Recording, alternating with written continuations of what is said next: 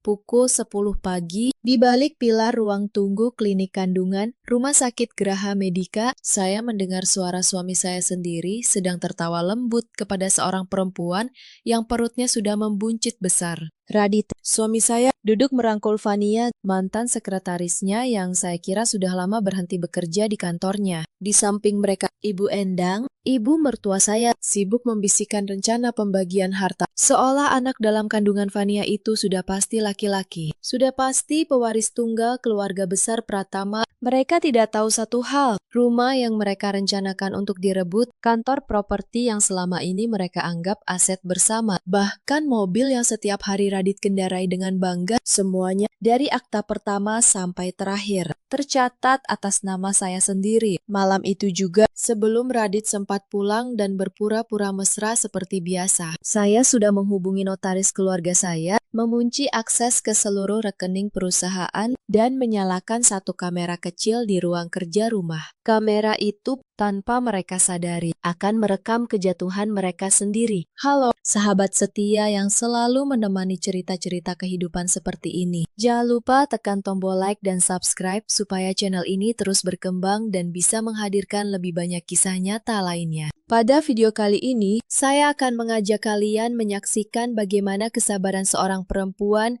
yang dianggap lemah justru menjadi senjata paling elegan untuk meruntuhkan sebuah rencana licik yang sudah disusun bertahun-tahun. Nama saya Kirana Wijaya, 32 tahun. Saya pemilik Kirana Land Property, agen properti yang saya bangun sendiri dari nol sejak usia 24 tahun. Sudah 8 tahun saya berkecimpung di dunia ini. Kantor kecil saya di kawasan Kemang kini punya 14 karyawan dengan omset miliaran rupiah setiap tahunnya. Saya bukan perempuan yang mudah dijatuhkan, tapi selama 6 tahun terakhir, saya memilih diam demi kata keluarga. Saya menikah dengan Radit Pratama 6 tahun lalu. Saat itu, ia hanya staf marketing di sebuah perusahaan developer kecil di Bekasi. Gajinya 5 juta rupiah sebulan, tinggal di sebuah kamar kos sempit dekat terminal. Saya bukan perempuan yang mudah jatuh cinta buta, tapi saya percaya kerja keras dan ketulusan bisa membangun apa saja, termasuk seorang laki-laki yang belum punya apa-apa selain mimpi besar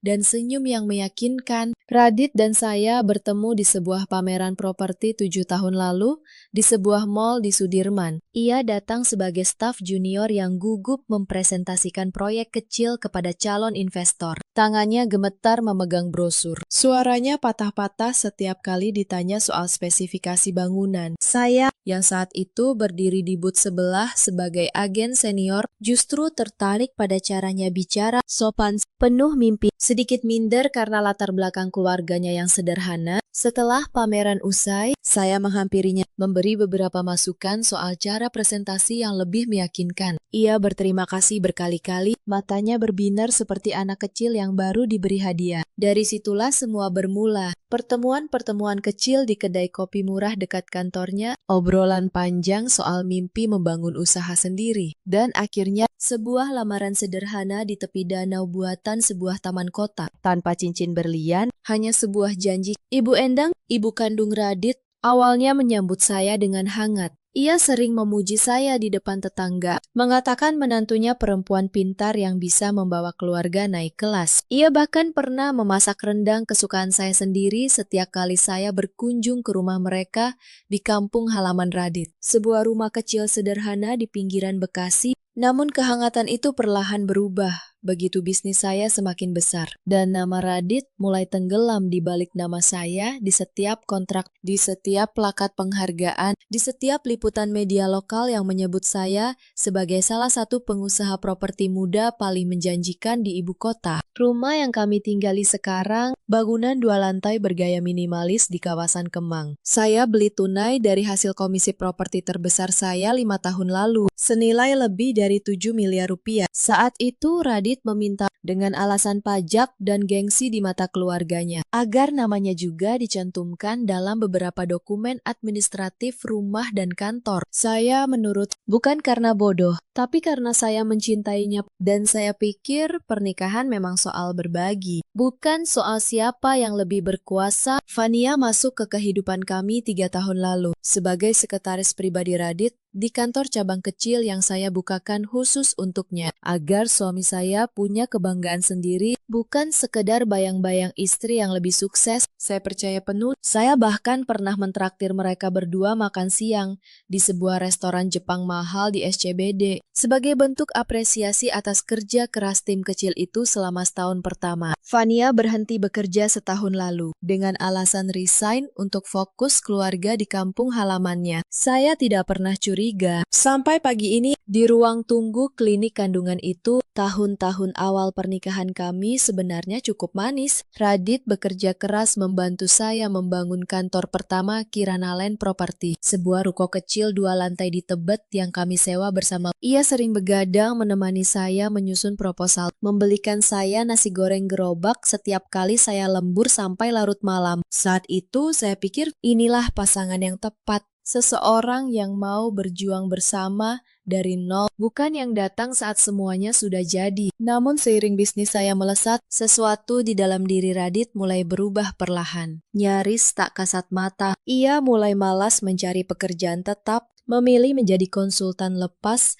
yang penghasilannya tidak menentu. Sementara saya yang menanggung sebagian besar kebutuhan rumah tangga, saya tidak pernah mempermasalahkan itu di awal karena saya percaya rezeki suami istri memang saling menopang, tidak harus selalu seimbang setiap saat. Titik yang seharusnya menjadi peringatan pertama saya terjadi 3 tahun lalu. Saat Ibu Endang mulai sering berkomentar di setiap acara keluarga, membandingkan saya dengan menantu-menantu lain yang tahu diri, yang mengalah pada suami, yang tidak terlalu menonjol di luar rumah. Saya selalu menanggapinya dengan senyum, menganggap itu hanya kekhawatiran seorang ibu yang wajar terhadap anaknya. Belakangan saya baru memahami akar dari semua kepahitan Ibu Endang. Puluhan tahun lalu, ia ditinggal suaminya, ayah kandung Radit, yang kabur bersama perempuan lain saat Radit masih balita. Meninggalkan Ibu Endang membesarkan anak sematawayangnya sendirian dengan berjualan kue keliling kampung. Di mata para tetangga saat itu, ia dipandang sebelah mata, dianggap perempuan gagah yang tidak becus menjaga suami. Sejak itulah Ibu Endang bertekad,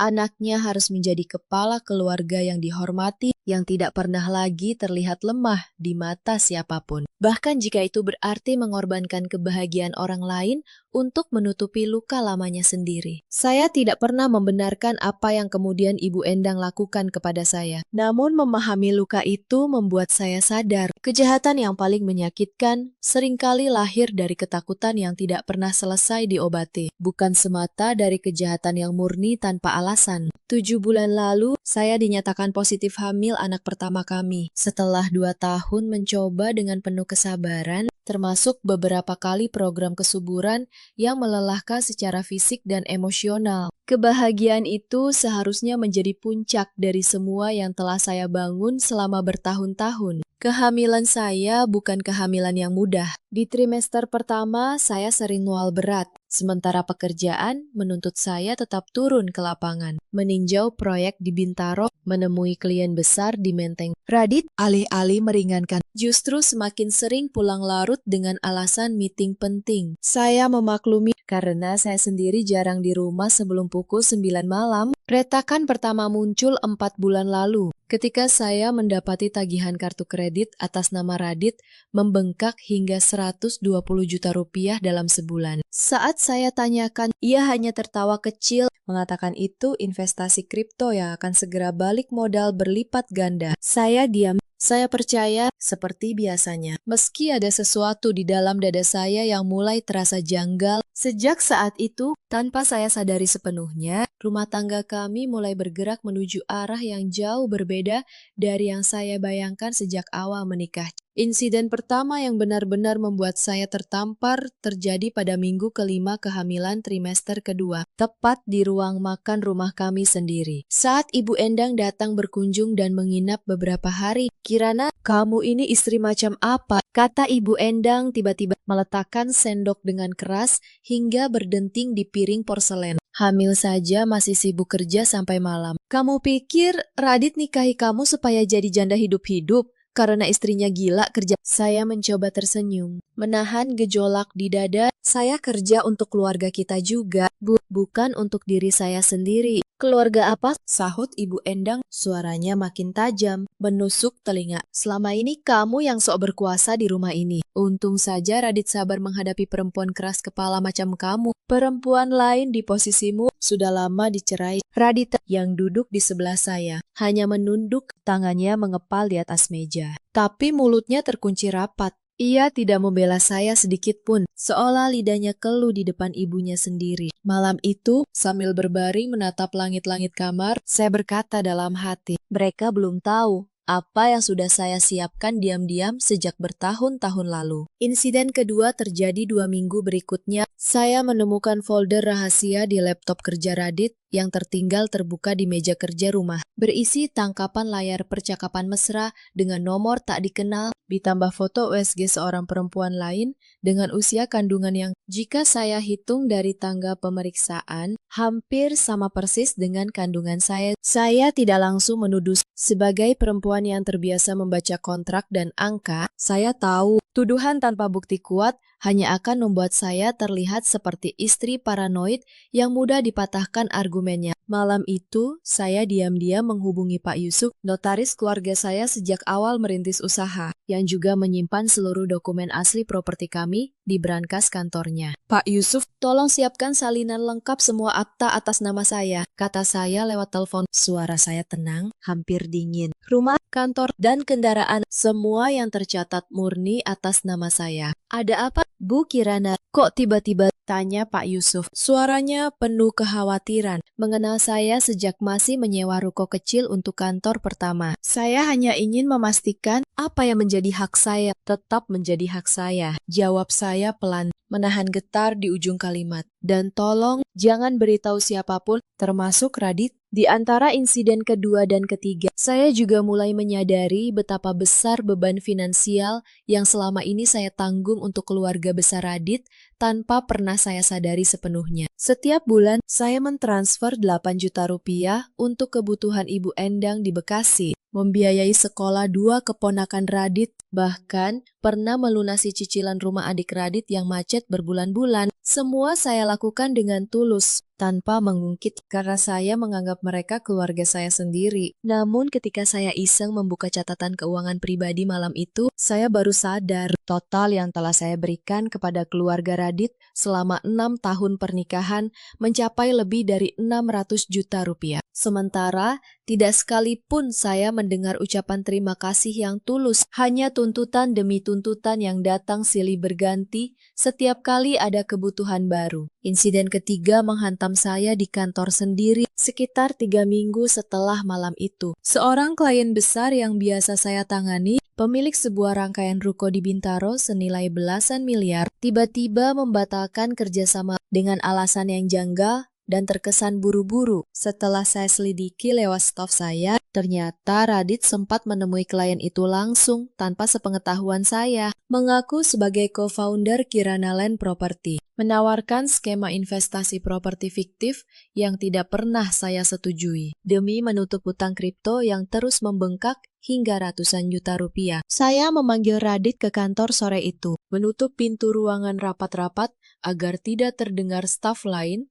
Kamu jual nama perusahaan saya untuk menutupi utangmu sendiri, tanya saya, menahan suara agar tidak bergetar di depan suami saya sendiri. Radit menjawab enteng, seakan tak ada yang salah dengan tindakannya. Aku kan suami kamu, Kirana. Ini juga perusahaan kita. Gak ada salahnya aku bantu cari klien. Perusahaan ini saya bangun sebelum kamu masuk hidup saya, jawab saya. Mata saya menatap lurus ke matanya tanpa berkedip, dan aku tidak pernah tanda tangan apapun soal investasi itu. Klien itu sekarang menganggap perusahaan saya penipu. Radit terdiam sesaat. Rahangnya mengeras, lalu berbalik pergi tanpa minta maaf sedikit pun, membanting pintu hingga berdebam. Sejak sore itu, saya tahu kesabaran saya sedang diuji sampai batas paling tipis yang pernah saya rasakan seumur hidup. Insiden keempat datang dari arah yang tidak saya duga. Dari kakak ipar saya sendiri, Mbak Ulan, yang selama ini saya anggap satu-satunya orang di keluarga Radit, yang tulus kepada saya. Kirana, aku dengar dari Bu Endang, katanya kandunganmu lemah, dokter bilang riskan, kata Mbak Wulan suatu sore. Saat kami minum teh hangat dan makan pisang goreng di teras rumah saya terkejut, hampir tersedak. Siapa bilang begitu? Kandungan saya sehat, Mbak. Kontrol rutin selalu bagus. Dokter bahkan bilang berkembang di atas rata-rata. Mbak Wulan tampak ragu. Matanya melirik ke arah pintu, seolah takut ada yang mendengar. Lalu berbisik pelan. Aku dengar mereka, Ibu sama Radit, sudah siap-siap kalau memang terjadi apa-apa sama kandunganmu. Katanya ada cadangan lain yang lebih pasti. Kata cadangan itu menghantam dada saya seperti bogem mentah yang tak terduga. Saya tersenyum getir, menahan diri agar tidak menangis di depan Mbak Wulan. Malam harinya, saya duduk sendirian di ruang kerja, menatap layar monitor kecil yang terhubung ke CCTV rumah yang belum lama saya pasang di sudut ruang tamu dan garasi. Kamera kecil yang tersembunyi rapi di antara pot tanaman hias kesukaan saya. Insiden kelima terjadi pada momen yang seharusnya sangat sakral. Di malam ulang tahun pernikahan kami yang ke-6, pertengahan bulan lalu. Saya sudah menyiapkan makan malam kecil di rumah. Ikan bakar kesukaan Radit, sambal terasi buatan sendiri, sayur asam segar, dan sepasang gelang emas seberat 20 gram yang saya beli sebagai kado dibungkus rapi dengan pita merah. Radit pulang pukul 11 malam, mencium bau parfum asing yang bukan parfum saya. Wangi bunga yang terlalu manis dan familiar. Ia hanya berkata singkat tanpa rasa bersalah. Maaf, tadi meeting sama klien penting, lupa, hari ini apa? Saya menatap meja makan yang sudah dingin. Lilin yang sudah habis separuh meleleh membentuk genangan kecil. Saya tidak marah, saya hanya merasa dingin. Sedingin lantai marmer rumah yang saya beli dengan keringat sendiri selama bertahun-tahun. Malam itu, saya menyadari satu hal yang mengubah cara pandang saya selamanya. Kebaikan seorang menantu, seorang istri, ternyata dianggap kelemahan yang bisa dimanfaatkan sesuka hati oleh orang-orang yang seharusnya melindunginya paling dekat. Insiden ke-6 datang dari Ibu Endang secara langsung tepat seminggu setelah momen ulang tahun pernikahan yang menyakitkan itu. Saat Ibu Endang kembali menginap di rumah kami dengan alasan menemani menantu yang hamil tua. Kirana, Ibu mau bicara serius, kata Ibu Endang, duduk di ruang tamu dengan wajah dibuat setenang mungkin. Membawa map coklat tebal, surat kuasa ini, tolong, kamu tanda tangani untuk urusan pajak rumah dan kantor, biar Radit yang urus semua administrasinya. Kamu kan lagi hamil, capek kalau ngurus dokumen ribet begini. Saya menerima map coklat itu, membukanya perlahan, membaca setiap baris dengan mata seorang pengusaha yang sudah terbiasa membaca kontrak rumit. Di dalamnya tersembunyi di antara istilah pajak yang membingungkan. Ada satu klausul kecil yang mengalihkan hak kuasa penuh atas seluruh aset properti dan rekening perusahaan kepada Radit Pratama, berlaku permanen tanpa batas waktu. Saya akan pelajari dulu, Bu. Jawab saya, suara saya setenang mungkin, meski jantung saya berdegup kencang di balik dada. Kirana, jangan menyusahkan, desis Ibu Endang. Wajahnya berubah tajam, matanya menyipit penuh kebencian yang selama ini tersembunyi. Sadar diri sedikit, dong, kamu pikir Radit betah selamanya jadi suami dari istri yang sukses?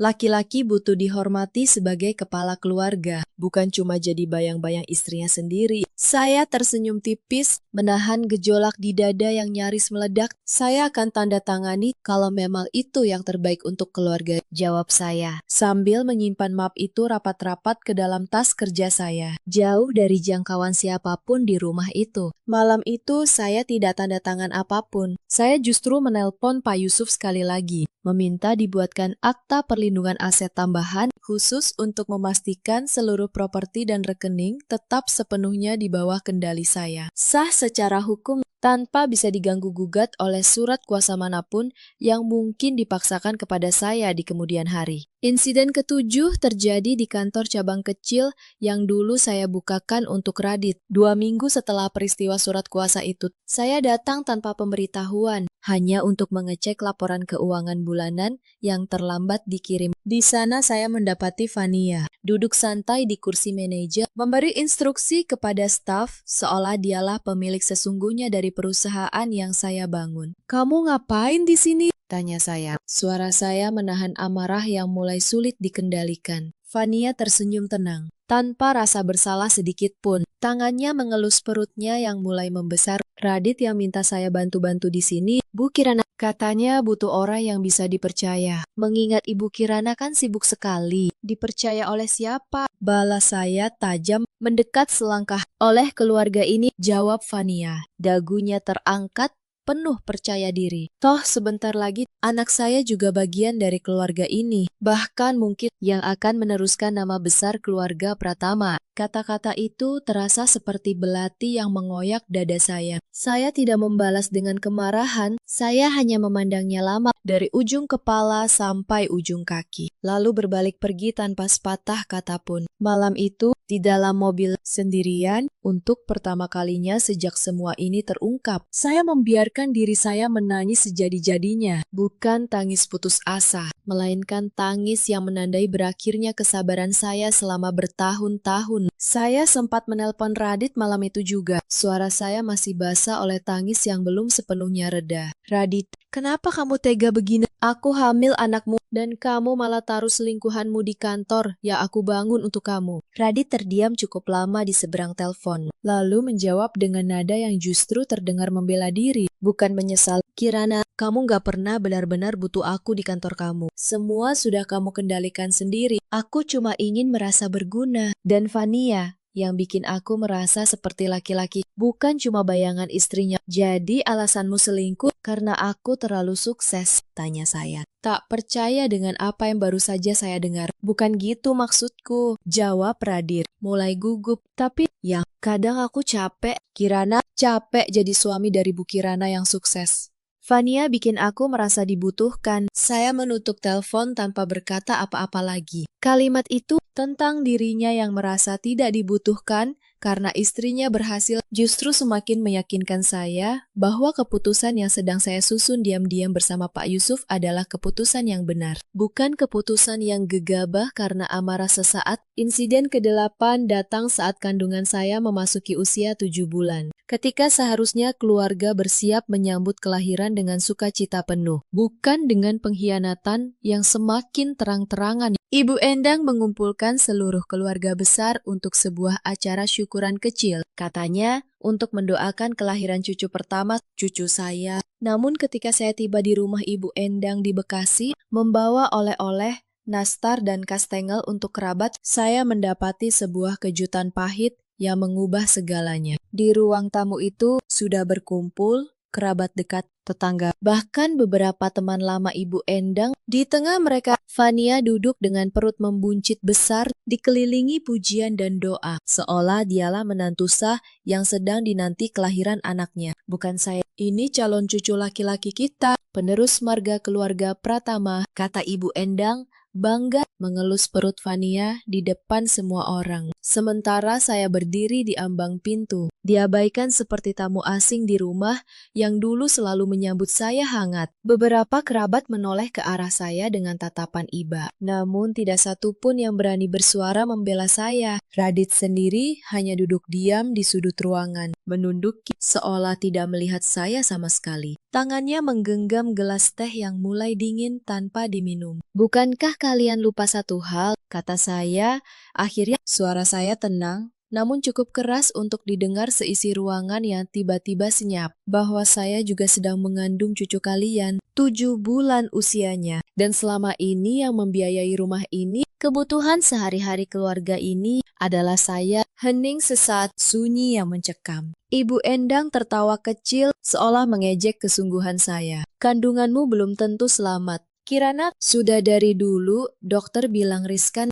Lagi pula perempuan mandul sepertimu. Sudah untung Radit masih mau bertahan sekian tahun menikahi kamu. Kata mandul itu untuk kedua kalinya menghantam saya di depan orang banyak, tepat di jantung. Padahal seluruh hasil pemeriksaan medis saya dari awal pernikahan sampai kehamilan ini selalu menyatakan saya sehat sempurna, tanpa satu pun kelainan. Saya tidak menangis di depan mereka. Saya hanya tersenyum, membungkuk sopan kepada semua tamu, lalu berjalan keluar ruangan itu dengan langkah tenang, seperti seorang ratu yang baru saja menyaksikan pengkhianatan terbuka di istananya sendiri. tanpa sekalipun menoleh ke belakang. Di sela-sela dua insiden itu, ada satu kejadian kecil yang justru paling lama membekas di hati saya. Suatu akhir pekan, Ibu Endang mengajak Vania berbelanja perlengkapan bayi di sebuah mall mewah di Kemang. Memilih setiap barang dengan penuh kasih, dari stroller seharga belasan juta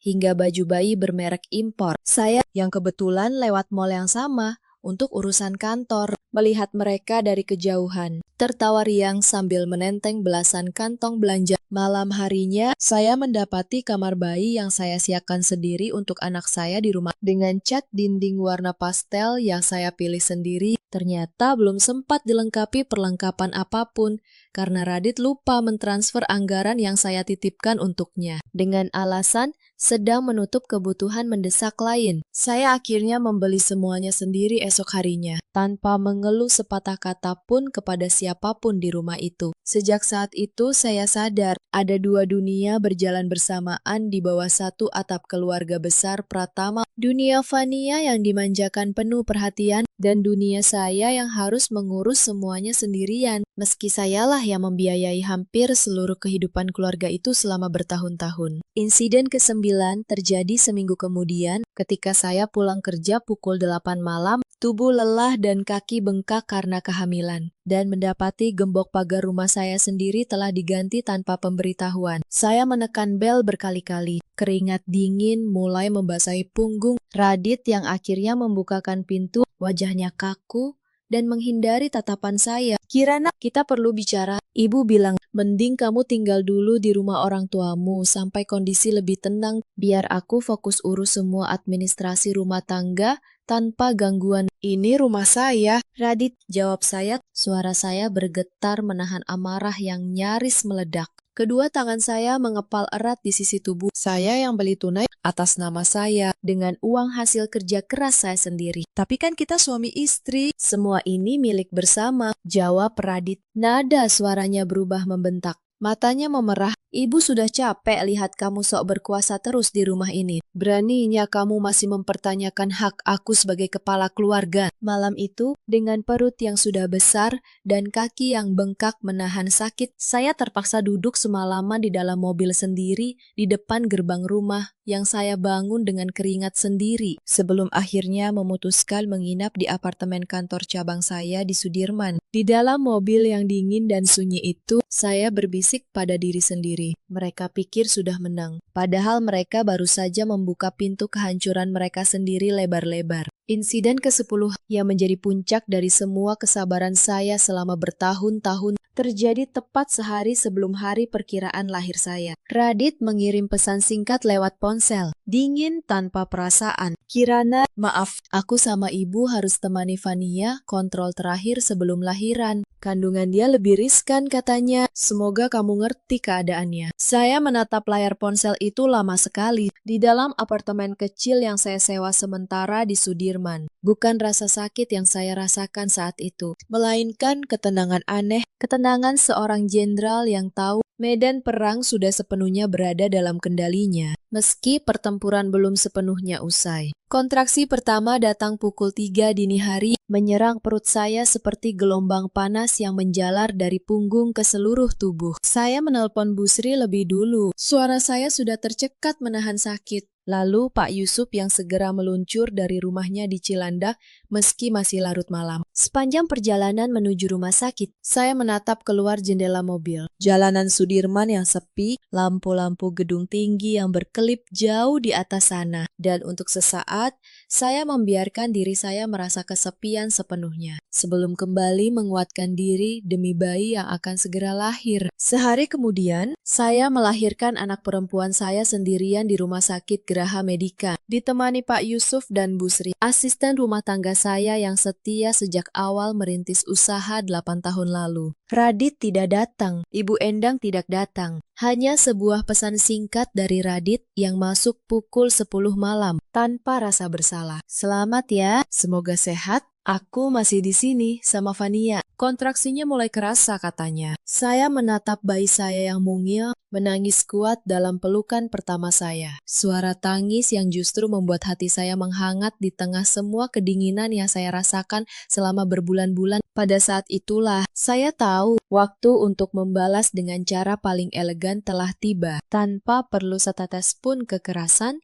atau balas dendam yang kotor. 3 minggu setelah persalinan, ketika tubuh saya sudah cukup pulih dan luka jahitan mulai mengering, Ibu Endang mengundang seluruh keluarga besar untuk sebuah acara besar di sebuah gedung pertemuan mewah di kawasan Kemang dengan alasan resmi merayakan kelahiran Fania yang tinggal menghitung hari. Sekaligus tanpa saya duga sebelumnya mengumumkan status baru Fania sebagai istri kedua Radit secara siri. Direstui penuh oleh Ibu Endang di hadapan keluarga besar, saya mendapat kabar acara ini dari Mbak Ulan yang diam-diam mengirim undangan digital yang bocor ke ponsel saya, disertai pesan singkat, "Kirana, aku nggak setuju sama semua ini. Kamu harus tahu, saya datang tanpa diundang secara resmi, mengenakan gaun merah tegas yang biasa saya pakai untuk presentasi bisnis besar, membawa map berisi seluruh salinan akta asli properti, laporan audit keuangan perusahaan 3 tahun terakhir, serta flash disk berisi rekaman CCTV rumah dan kantor selama 8 bulan terakhir. Di samping saya berjalan Pak Yusuf, notaris keluarga saya, dan seorang pengacara profesional bernama Bu Ratna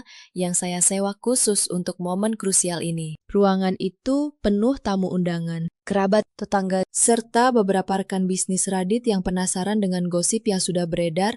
Diam-diam, lampu kristal tergantung megah di langit-langit. Meja prasmanan penuh hidangan mewah. Di depan panggung kecil, Radit sedang berdiri menggandeng Fania yang perutnya sudah sangat besar, siap mengumumkan pernikahan siri mereka di hadapan semua orang yang hadir. "Maaf mengganggu acara penting ini," kata saya. Suara saya menggema, tenang namun tegas ke seluruh ruangan, membuat semua mata menoleh ke arah saya yang berdiri di pintu masuk. "Sebelum kalian melanjutkan pengumuman ini, ada beberapa hal yang perlu diketahui semua orang di sini, agar tidak ada yang dirugikan karena informasi yang tidak lengkap." Ibu Endang berdiri mendadak. Wajahnya pucat pasi, gelas di tangannya nyaris terjatuh. "Kirana, jangan bikin malu keluarga di depan tamu. Kamu sudah tidak ada urusan lagi dengan acara ini. Justru saya di sini untuk mencegah keluarga ini semakin dipermalukan oleh kebohongan yang lebih besar," jawab saya, melangkah tenang ke depan ruangan, membuka map di tangan saya satu persatu. "Rumah yang selama ini kalian rencanakan untuk direbut dari saya, kantor properti yang kalian anggap aset bersama, semuanya sesuai akta asli ini sah 100% atas nama saya sendiri. Surat kuasa yang ibu minta saya tanda tangani beberapa bulan lalu tidak pernah saya setujui dan tidak memiliki kekuatan hukum apapun." Saya melanjutkan, suara saya makin tenang, menatap satu persatu wajah tamu yang mulai berbisik-bisik, dan ini saya angkat flash disk kecil di tangan saya. Rekaman percakapan kalian bertiga di ruang tamu rumah saya sendiri, membahas rencana mengusir saya begitu bayi saya lahir, serta rencana pengalihan seluruh aset ke nama Radit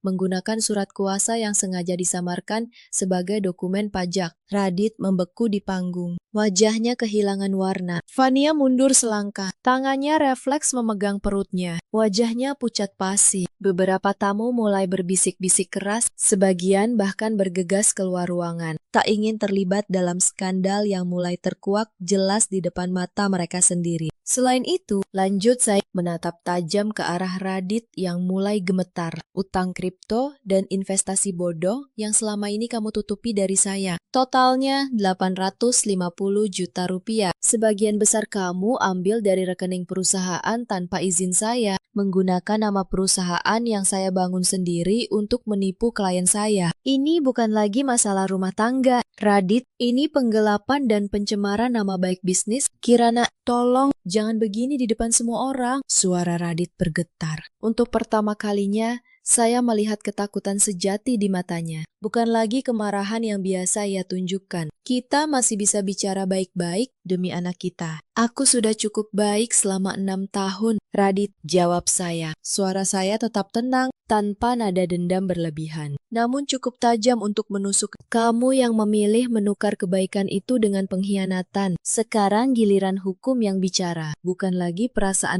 Bu Ratna, pengacara saya, maju ke depan, menyerahkan surat-surat somasi resmi kepada Radit dan Ibu Endang di hadapan seluruh tamu, memberi waktu 7 hari untuk mengembalikan seluruh dana perusahaan yang telah digelapkan, serta memutus segala klaim atas properti yang sepenuhnya sah milik saya, menurut hukum yang berlaku. Ibu Endang yang selama ini begitu percaya diri, tiba-tiba jatuh terduduk di kursi terdekat, wajahnya pucat, tangannya gemetar memegang map yang baru saja saya berikan salinannya. Bisikan tamu undangan semakin riuh, sebagian besar mulai menjauh dari Radit dan keluarganya. Seolah tak ingin nama mereka ikut tercoreng oleh skandal yang begitu terang benderang. Selama ini saya kira kamu keluarga saya, Bu, kata saya pelan kepada Ibu Endang. Suara saya nyaris berbisik, namun terdengar jelas di ruangan yang mulai sunyi. Ternyata saya cuma dianggap dompet berjalan yang kebetulan bisa hamil. Fania yang selama ini begitu percaya diri dengan status istri kedua yang akan segera diakui secara terbuka, kini berdiri sendirian di tengah panggung, ditinggalkan oleh Radit yang sibuk berusaha menjelaskan diri kepada kerabatnya sendiri, dan oleh Ibu Endang yang justru mulai menyalahkan Fania sebagai penyebab semua kekacauan ini di depan umum. Kenapa Ibu diam saja? Teriak Fania kepada Ibu Endang. Suaranya pecah menahan tangis. Katanya Ibu, ya akan urus semua ini kalau ada masalah. Aku nggak pernah janji begitu, balas Ibu Endang ketus. Wajahnya berubah dingin dalam sekejap, meninggalkan Fania yang berdiri sendirian di tengah panggung dengan perut besar dan mata berkaca-kaca. Seorang kerabat tua, paman jauh, Radit yang selama ini dihormati di keluarga besar, berdiri dan berkata lantang kepada Ibu Endang. Endang, kamu ini bagaimana? Merestui anakmu punya istri siri sementara istri sahnya baru saja melahirkan sendirian? Malu kita sekeluarga. Ibu Endang tidak mampu menjawab, hanya menunduk dalam diam. Wajahnya semakin pucat. Setiap detik berlalu. Beberapa tamu yang tadinya datang dengan senyum penuh harap, kini satu persatu berpamitan meninggalkan amplop yang sudah mereka siapkan tanpa sempat diberikan, enggan terlibat lebih jauh dalam skandal keluarga yang begitu memalukan. Kamu pikir dengan uangmu, kamu bisa mempermalukan aku di depan keluarga besar sendiri? Bentak Ibu Endang, mencoba bangkit dari keterpurukannya dengan amarah. King dipaksakan, bukan uang saya yang mempermalukan ibu. Jawab saya tenang, tidak sedikit pun terpancing. Perbuatan ibu sendiri yang mempermalukan ibu. Bu, saya cuma membawa bukti ke tempat yang tepat, di depan orang-orang yang berhak tahu kebenaran. Saya berjalan keluar dari ruangan itu dengan tenang, tanpa menoleh ke belakang, membawa serta putri kecil saya yang tertidur damai dalam gendongan Busri di dekat pintu masuk. 3 bulan setelah malam itu, proses hukum berjalan cepat dan tegas. Sidang pertama digelar di sebuah pengadilan negeri di Jakarta Selatan, dihadiri kuasa hukum kedua belah pihak. Radit datang dengan wajah kuyu, jauh berbeda dari sosok percaya diri yang dulu saya kenal. Ia sempat mencoba membantah keaslian rekaman CCTV. Namun, ahli digital forensik yang dihadirkan pengacara saya membuktikan rekaman itu tidak diedit sedikit pun. Murni dan utuh sejak awal perekaman. Karena bukti audit, rekaman CCTV, dan akta asli begitu kuat tanpa celah, pengadilan memutuskan seluruh aset properti dan perusahaan sepenuhnya sah milik saya. Hakim bahkan sempat menegur Radit dan Ibu Endang dalam sidang terbuka, mengatakan bahwa memanfaatkan kepercayaan pasangan untuk kepentingan pribadi adalah bentuk pengkhianatan yang tidak hanya melukai hati, tapi juga melanggar hukum secara nyata. Radit dijatuhi kewajiban mengembalikan dana perusahaan yang digelapkan, dan karena tidak sanggup membayar penuh, sebagian besar hartanya, termasuk mobil kesayangannya, disita untuk menutup kerugian yang ia timbulkan sendiri. Perceraian kami disahkan 2 bulan kemudian. Tanpa perlawanan berarti dari pihak Radit, yang kuasa hukumnya sendiri menyarankan untuk tidak memperpanjang perkara yang jelas-jelas kalah telak. Radit dan Fania yang sempat begitu yakin akan hidup mewah dari harta saya, justru harus menyewa sebuah rumah petak kecil di pinggiran Bekasi. Berjuang membesarkan anak mereka dengan penghasilan seadanya dari pekerjaan serabutan Radit sebagai kurir paruh waktu. Fania yang dulu begitu yakin akan hidup sebagai istri kedua yang diakui penuh, akhirnya memilih meninggalkan Radit 3 bulan setelah anak mereka lahir. Setelah menyadari Radit tidak lagi memiliki apapun untuk ditawarkan, Selain janji-janji kosong dan utang yang menumpuk, ia kembali ke kampung halamannya di Jawa Tengah, membesarkan anaknya sendirian. Sesekali mengunggah keluhan tentang beratnya hidup di media sosial, yang justru mengundang lebih banyak cibiran daripada simpati dari warganet yang sudah lama mengikuti kisah ini. Ibu Endang jatuh sakit tak lama setelah semua kekacauan itu terungkap di depan umum. Tekanan darahnya melonjak drastis, dan ia harus dirawat cukup lama di rumah sakit daerah. Tidak ada satupun anggota keluarga besar yang dulu ia banggakan yang benar-benar mendampinginya sepenuh hati, kecuali Mbak Wulan, kakak ipar saya yang tetap setia meski keluarganya sendiri retak berkeping-keping. Suatu sore, beberapa bulan setelah semua proses hukum selesai, Mbak Wulan menghubungi saya, suaranya lirih dan penuh keraguan. Kirana, Ibu Endang dirawat lagi, biaya rumah sakitnya besar, dan Radit sedang tidak punya apa-apa untuk bantu. Aku tahu ini berat untuk kamu dengar, apalagi untuk kamu bantu, tapi aku gak tahu harus minta ke siapa lagi. Saya terdiam sejenak, mengingat semua sakit hati yang pernah Ibu Endang berikan kepada saya. Kata-kata mandul yang diucapkan di depan umum, pengusiran dari rumah saya sendiri saat hamil tua. Namun saya juga ingat di titik terendah hidup saya, kebaikan yang pernah saya tanam dulu sebelum semua kebencian ini muncul. Tidak pernah sepenuhnya sia-sia. Dan saya tidak ingin menjadi seperti mereka. Saya akan bantu biaya rumah sakitnya.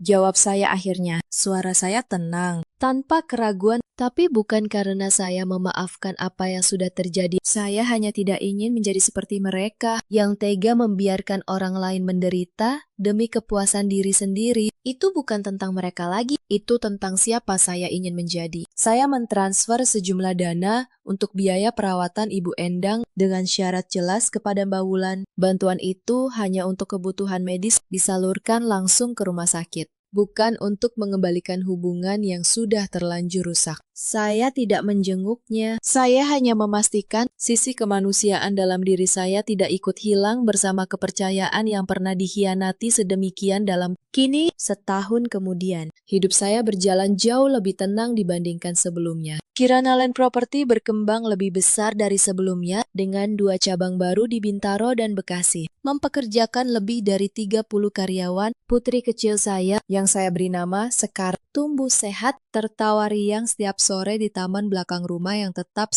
sepenuhnya atas nama saya sendiri, dikelilingi mainan dan buku-buku yang saya pilih sendiri dengan penuh cinta. Radit sesekali mengirim pesan meminta izin bertemu Sekar, dan saya mengizinkan dengan pengawasan ketat karena saya percaya anak tetap berhak mengenal ayahnya, terlepas dari segala kesalahan orang dewasa di sekitarnya. Namun saya tidak pernah lagi membuka celah untuk hubungan lebih dari itu, karena saya sudah belajar kebaikan yang berlebihan tanpa batas hanya akan mengundang orang lain untuk menginjak-injak harga diri saya.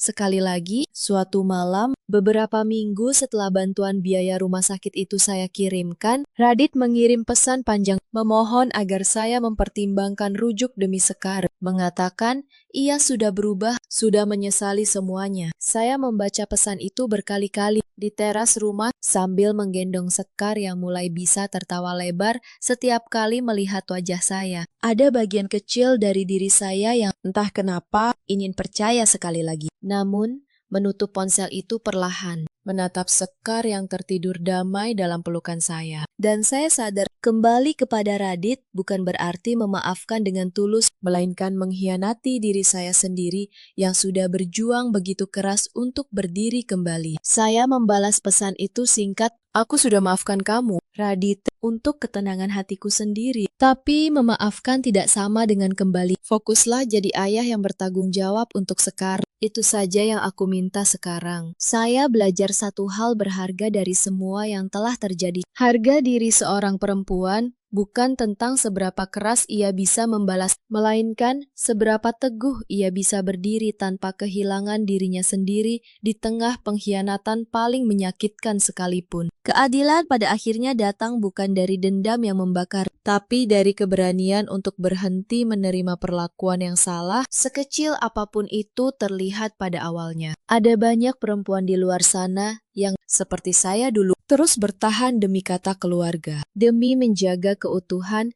yang sebenarnya sudah lama retak di dalam diam. Ada juga banyak suami seperti Radit yang menganggap kebaikan pasangannya sebagai kelemahan yang bisa dimanfaatkan sesuka hati tanpa rasa bersalah. Dan ada pula ibu mertua seperti Ibu Endang yang mengira kasih sayang seorang anak bisa dibeli dengan menjatuhkan menantunya sendiri di depan umum. Jika kalian sedang berada di posisi yang sama, ingatlah, kesabaran bukan berarti kalian harus terus diam selamanya, menelan setiap penghinaan tanpa perlawanan. Kesabaran yang sesungguhnya adalah tahu kapan waktu yang tepat untuk berhenti bertahan dan mulai berdiri tegak demi diri sendiri, demi anak-anak yang menatap kalian sebagai contoh keberanian. Dalam hidup, kita selalu punya pilihan untuk terus menjadi korban dari cerita yang ditulis orang lain, atau bangkit menjadi penulis utama atas kisah hidup kita sendiri. Ceritakan juga kisah kalian di kolom komentar di bawah ini. Saya akan membacanya satu persatu. Terima kasih sudah menemani saya sampai akhir cerita ini. Sampai jumpa di kisah berikutnya. Bayar 2 miliar untuk rumah itu sekarang, atau pergi dari sini malam ini juga. Itu kalimat yang dilemparkan suami saya, tepat sebelum ia mendorong koper saya keluar pintu. Saya pilih pergi. Saya bawa seluruh tabungan hasil kerja saya. Dan 10 menit kemudian, mereka histeris memohon ampun di depan pintu yang sudah saya kunci. Halo,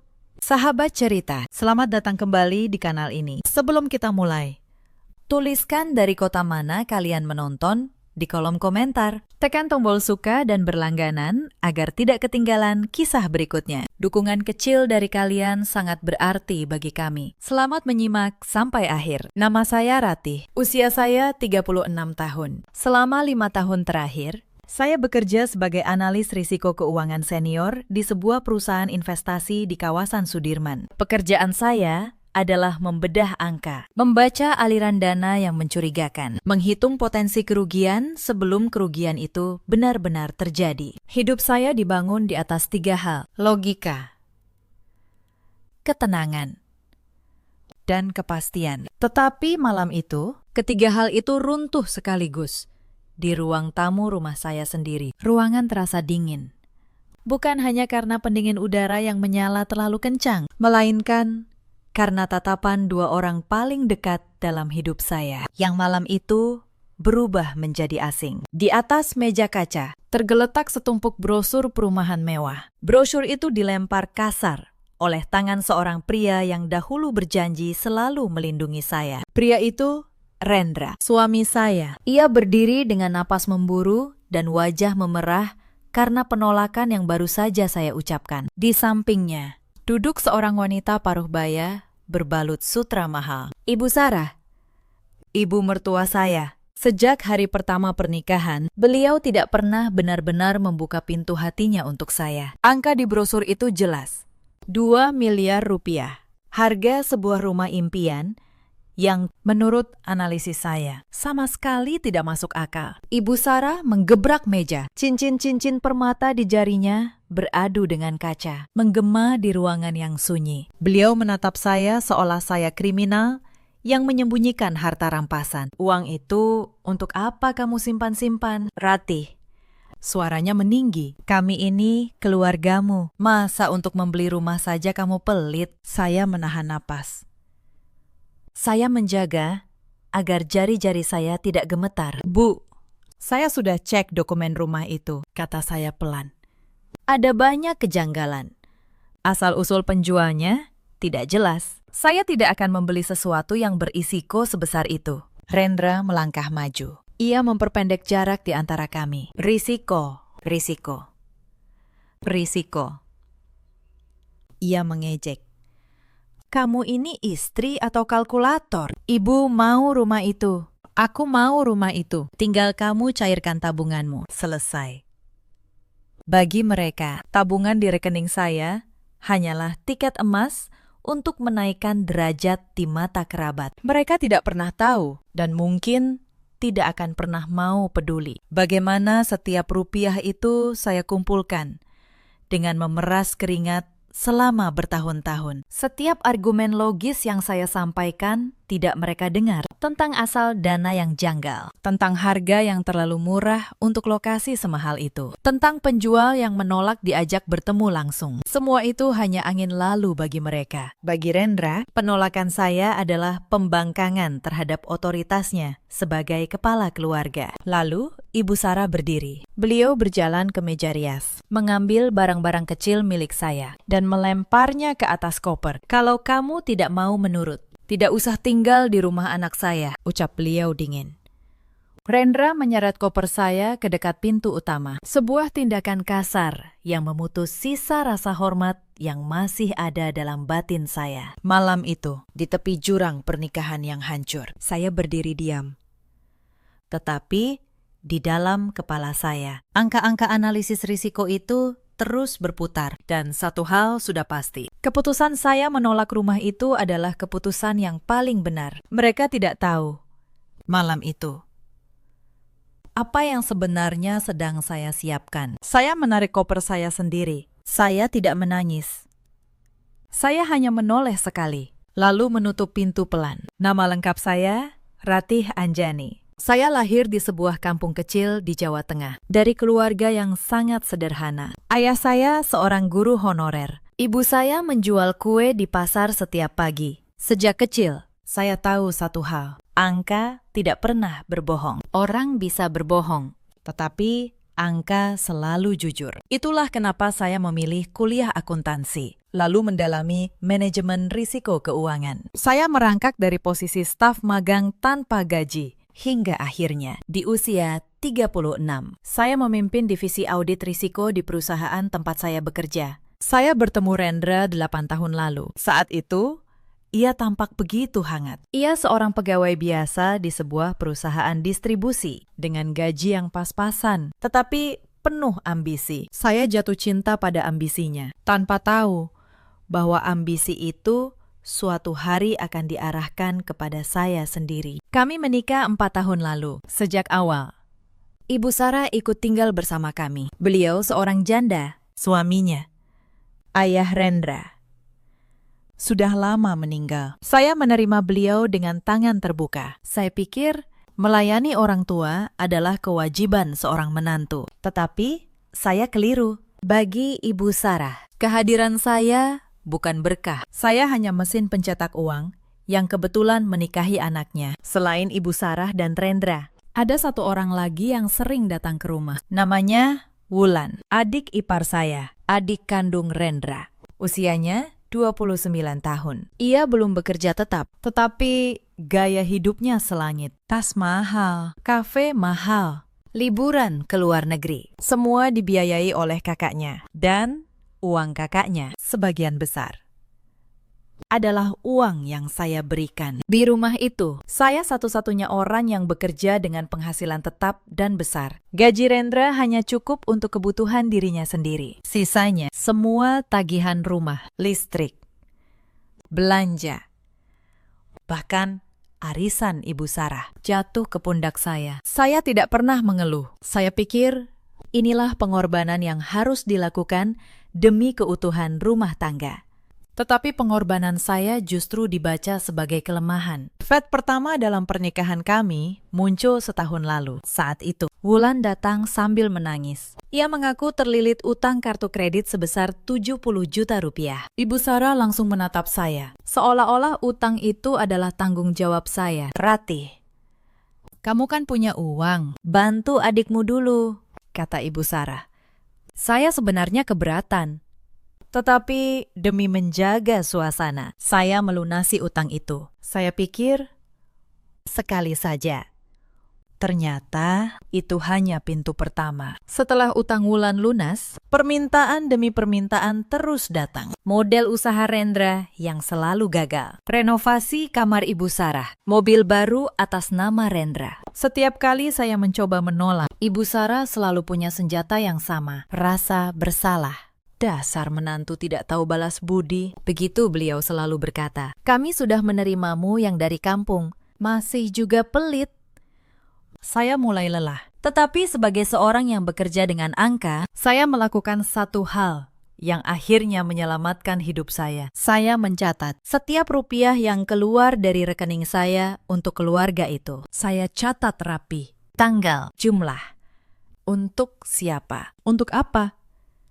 Bukan karena saya berniat jahat, hanya karena kebiasaan profesi. Tetapi catatan itu kelak menjadi tameng saya. Masalah rumah 2 miliar itu tidak datang tiba-tiba. Ia tumbuh perlahan, seperti retakan kecil di tembok yang lama-lama meruntuhkan seluruh bangunan. Semua bermula 3 bulan sebelum malam pengusiran itu. Suatu sore, Rendra pulang dengan wajah berseri. Ia membawa map tebal berisi brosur sebuah perumahan mewah di kawasan Pondok Indah. Rumah 2 lantai, kolam renang, taman luas.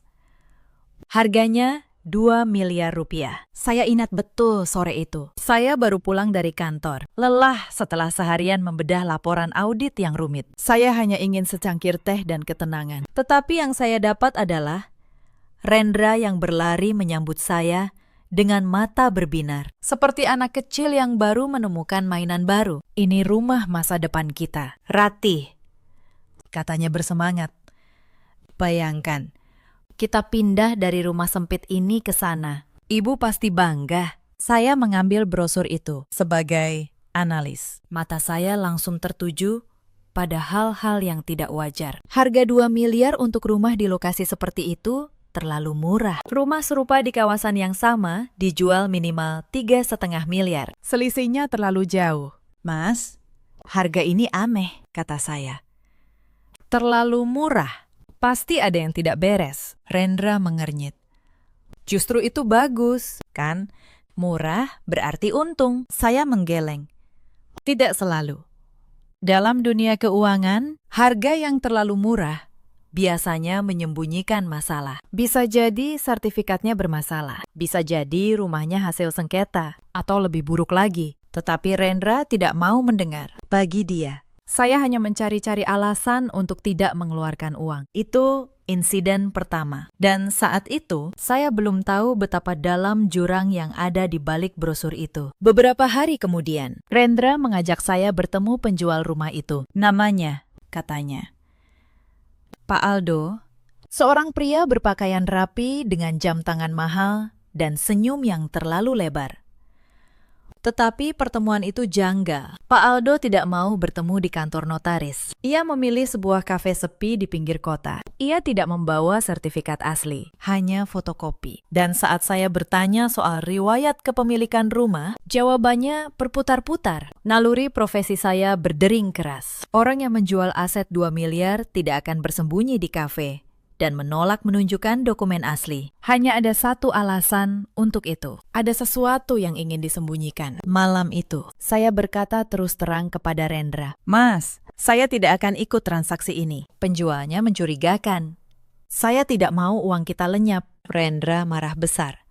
Tetapi ia tidak tahu. Malam itu, saya diam-diam menyimpan fotokopi dokumen yang sempat saya foto dengan ponsel saya. Insiden ketiga datang dari Ibu Sarah. Beliau mulai menekan dengan cara yang lebih halus dan justru lebih menyakitkan. Beliau mengumpulkan para kerabat di rumah, lalu di depan mereka semua. Beliau memuji rencana membeli rumah mewah itu. Anak saya Rendra sebentar lagi punya rumah 2 miliar di Pondok Indah, kata beliau. Bangga. Semua kerabat bertepuk tangan. Mereka memandang saya dengan tatapan penuh harap, seolah saya wajib mewujudkan kebanggaan itu. Tekanan sosial itu sengaja diciptakan agar saya tidak bisa menolak tanpa terlihat sebagai menantu yang jahat. Saya hanya tersenyum tipis. Di dalam hati, saya tahu mereka sedang membangun istana di atas pasir. Insiden keempat terjadi seminggu kemudian. Saya pulang kerja lebih awal karena merasa tidak enak badan. Sampai di rumah, saya mendengar Ibu Sarah dan Wulan sedang berbicara di dapur. Mereka tidak tahu saya sudah pulang. Bu, kalau Rati tetap tidak mau cairkan uangnya, bagaimana? Tanya Wulan. Tenang, jawab Ibu Sarah. Kalau perlu, kita paksa dia tanda tangan. Begitu rumah atas nama Rendra, uang dia jadi uang kita semua. Nanti kita atur supaya dia keluar dari rumah ini baik-baik atau tidak. Darah saya membeku. Mereka tidak sekedar ingin rumah. Mereka ingin menguasai seluruh aset saya, lalu menyingkirkan saya. Saya mundur pelan ke kamar. Tangan saya gemetar, bukan karena takut, tetapi karena marah. Malam itu, saya membuka laptop dan mulai melakukan apa yang paling saya kuasai, menyelidiki. Insiden kelima adalah penemuan pertama saya dengan fotokopi dokumen rumah dan nama Pak Aldo. Saya menelusuri jejak digital. Saya menggunakan akses data publik dan jaringan profesional yang saya miliki sebagai analis. Hasilnya membuat saya tercengang. Nama Pak Aldo terhubung dengan beberapa perusahaan cangkang. Perusahaan-perusahaan yang tidak punya kantor jelas, tidak punya karyawan, tetapi memiliki aliran dana miliaran rupiah. Pola itu sangat saya kenal. Itu pola pencucian uang. Rumah 2 miliar itu bukan sekedar rumah. Ia adalah alat untuk mencuci uang kotor. Pembeli akan membayar dengan uang bersih. Lalu uang itu menghilang ke dalam jaringan. Dan jika saya membeli rumah itu dengan tabungan saya, nama saya akan terseret ke dalam kejahatan itu. Saya menatap layar laptop dalam diam. Rendra dan ibunya, tanpa sadar, hampir menyeret saya ke dalam jurang pidana. Insiden ke-6 memperjelas segalanya. Saya menggali lebih dalam. Saya menemukan bahwa Rendra ternyata sudah menandatangani sebuah surat perjanjian awal dengan Pak Aldo tanpa sepengetahuan saya. Dalam surat itu, Rendra berjanji akan melunasi rumah dalam waktu dekat. Ia bahkan sudah memberikan uang muka 50 juta. Uang dari mana? Uang yang ia pinjam diam-diam dari rentenir. Suami saya sudah terjebak. Ia berutang kepada rentenir untuk uang muka. Dan satu-satunya cara melunasi sisanya adalah dengan menguras tabungan saya. Itulah kenapa tekanan terhadap saya semakin kuat setiap hari. Mereka sedang putus asa. Insiden ke-7 adalah titik di mana saya berhenti menjadi korban. Saya membuat keputusan. Saya tidak akan melawan dengan teriakan. Saya akan melawan dengan cara yang saya kuasai. Dengan bukti. Dengan hukum. Dengan sistem. Pertama, saya menghubungi Pak Bram, rekan saya di divisi kepatuhan, sekaligus seorang ahli hukum keuangan. Saya ceritakan semuanya.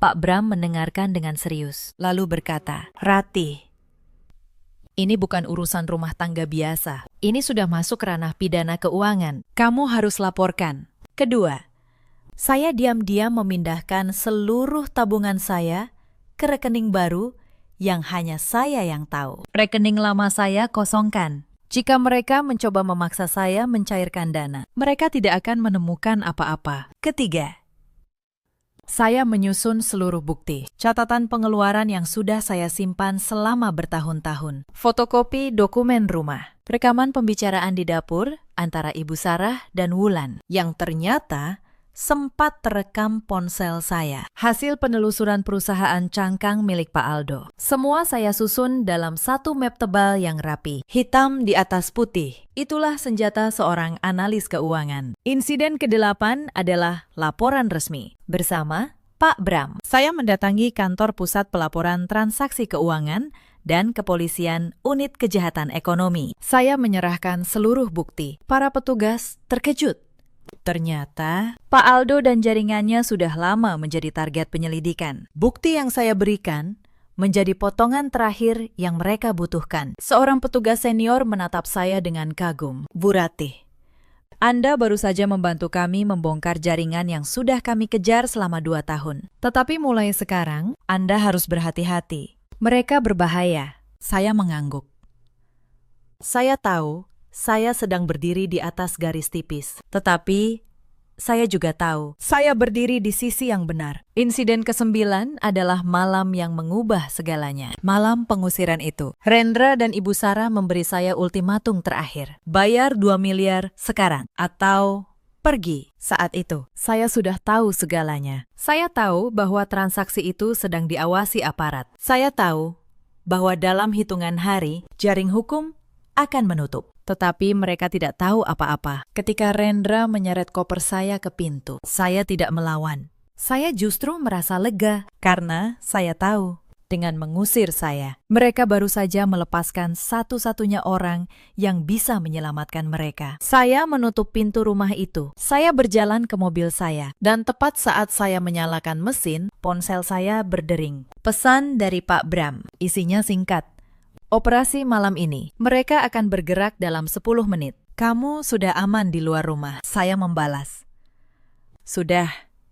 Saya baru saja diusir. Saya tersenyum getir. Mereka mengusir saya tepat pada waktu yang paling tepat. 10 menit lagi. Semuanya akan berubah. Saya perlu mundur sedikit ke hari-hari sebelum malam itu. Karena di sanalah letak detail yang membuat segalanya masuk akal. 2 minggu sebelum pengusiran, tekanan di rumah mencapai puncak yang belum pernah saya rasakan. Setiap pulang kerja, saya disambut bukan dengan senyuman, melainkan dengan sidang. Ibu Sarah duduk di ruang tamu seperti hakim. Rendra berdiri di sampingnya seperti jaksa. Dan saya, menantu yang lelah, menjadi terdakwa. Sudah berapa lama kamu menunda? Ratih, tanya Ibu Sarah suatu malam. Pak Aldo sudah menunggu. Kalau kita terlambat, rumah itu diambil orang lain. Saya menjawab, tenang. Bu, justru itu yang aneh. Kenapa penjual sebegitu memaksa? Orang yang menjual aset bagus tidak akan terburu-buru. Rendra membentak.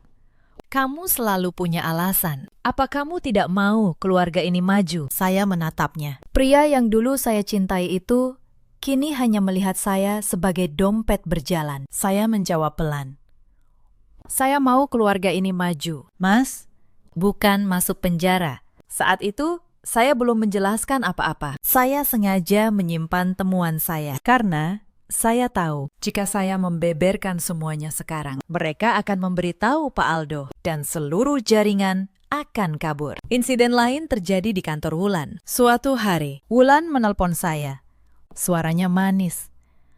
Terlalu manis. Ia mengajak saya makan siang. Saya tahu ada maksud di baliknya. Tetapi saya datang juga di kafe mahal yang ia pilih. Wulan mulai bermain peran.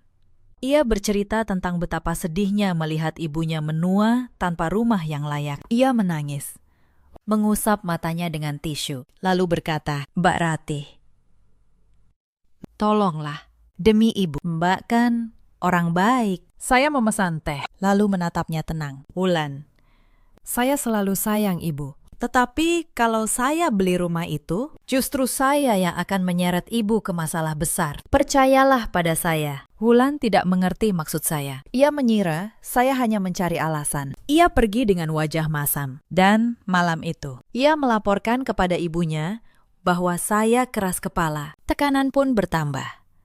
Ibu Sarah mulai memainkan kartu terakhirnya. Beliau berpura-pura sakit. Beliau berbaring di kamar, menolak makan, dan berkata bahwa ia tidak akan sembuh sampai rumah impiannya terwujud. Rendra menyalahkan saya. Lihat, ibu sakit gara-gara kamu. Saya tahu itu sandiwara, tetapi saya tetap merawat Ibu Sarah. Saya membawakan bubur, menyiapkan obat, mengukur tekanan darahnya. Bukan karena saya percaya beliau benar-benar sakit, melainkan karena saya tidak ingin kehilangan kemanusiaan saya, sekalipun mereka sudah kehilangan kemanusiaan mereka. Sementara itu, di balik layar, saya bekerja lebih keras bersama Pak Bram. Saya memverifikasi setiap bukti. Kami memastikan setiap dokumen sah secara hukum. Kami merekam jejak komunikasi antara Rendra dan Pak Aldo. Kami menyusun kronologi yang rapi, agar saat-saatnya tiba, tidak ada celah sedikit pun. Pak Bram pernah bertanya kepada saya, Ratih, kenapa kamu tidak langsung pergi saja dari rumah itu? Untuk apa kamu bertahan dalam tekanan seperti ini? Saya menjawab, kalau saya pergi tanpa bukti, mereka akan bilang, saya menantu durhaka yang kabur. Tetapi kalau saya pergi dengan kebenaran di tangan, sayalah yang menentukan akhir cerita ini. Hari demi hari berlalu dalam ketegangan. Setiap pagi, sebelum berangkat kerja, saya menatap wajah Rendra yang tidur. Saya mencoba mengingat pria yang dulu saya nikahi. Tetapi yang tersisa hanyalah orang asing yang dikuasai ambisi. 3 hari sebelum malam pengusiran, Pak Aldo datang ke rumah. Untuk pertama kalinya, ia berani masuk. Ia duduk di ruang tamu, ditemani Rendra dan Ibu Sarah, lalu menyodorkan map berisi surat-surat. Ia ingin saya menandatangani persetujuan pembelian saat itu juga. Bu Ratih, kata Pak Aldo dengan senyum licin, tinggal tanda tangan. Semua beres. Uang muka sudah dibayar suami Anda, tinggal pelunasan. Saya menatap surat itu. Lalu, saya menatap Pak Aldo. Dalam hati, saya berkata, "Kamu tidak tahu siapa yang sedang kamu hadapi." Saya berkata pelan, "Saya perlu waktu untuk membaca dokumen ini." Pakistan, sebagai analis. Saya tidak pernah menandatangani apapun tanpa membaca. Pak Aldo tersenyum. Tetapi matanya menyiratkan ketidaksabaran. Ia pergi malam itu tanpa tanda tangan saya yang ia tidak tahu. Malam itu juga saya menyerahkan salinan suratnya kepada pihak berwajib. Surat itu menjadi bukti kunci. Esok harinya, suasana di rumah berubah menjadi perang dingin. Rendra hampir tidak berbicara dengan saya. Ibu Sarah menatap saya dengan kebencian terbuka. Wulan sengaja menyindir saya di grup keluarga. Saya tahu badai sedang mendekat. Tetapi saya juga tahu, saya sudah memasang seluruh penangkal petir di tempat yang tepat. Tetapi sebelum malam itu, ada satu kejadian yang nyaris membuat saya goyah. 2 hari sebelum pengusiran, ponsel saya berdering dari nomor tak dikenal. Saat saya angkat, suara di seberang adalah Pak Aldo. Nadanya tidak lagi ramah seperti di kafe. Kali ini, dingin dan mengancam. "Bu Ratih," katanya pelan, "saya dengar Anda banyak bertanya-tanya soal rumah itu. Sebaiknya Anda berhenti. Orang yang terlalu banyak tahu, hidupnya jadi tidak nyaman. Anda mengerti maksud saya." Jantung saya berdegup keras. Tetapi sebagai seorang yang terlatih membaca ancaman dalam angka, saya tahu cara menjaga suara tetap tenang. "Pak Aldo," jawab saya. "Saya hanya istri yang berhati-hati soal uang keluarga. Tidak lebih." Ia tertawa kecil, lalu menutup telepon. Malam itu, saya tidak bisa tidur. Saya tahu, ancaman itu nyata. Tetapi, saya juga tahu, mundur sekarang berarti membiarkan kejahatan menang. Saya menelepon Pak Bram. Ia menyarankan saya merekam setiap komunikasi dan segera melengkapi laporan. Ancaman dari Pak Aldo ternyata justru menjadi bukti tambahan yang memberatkannya. Ia tidak tahu bahwa setiap kata ancamannya sedang saya simpan rapi. Lalu, ada satu kejadian lagi, sehari sebelum pengusiran, yang membuat saya yakin tidak ada jalan kembali. Sore itu, saya pulang lebih awal. Saya mendengar Rendra berbicara di telepon di ruang kerjanya. Saya berhenti di balik pintu. Suaranya rendah, panik. "Pakistan, saya pasti lunasi. Tinggal istri saya cairkan tabungannya. Beri saya waktu sedikit lagi. Saya tidak mau berurusan dengan orang-orang Anda yang biasa menagih." Saya membeku.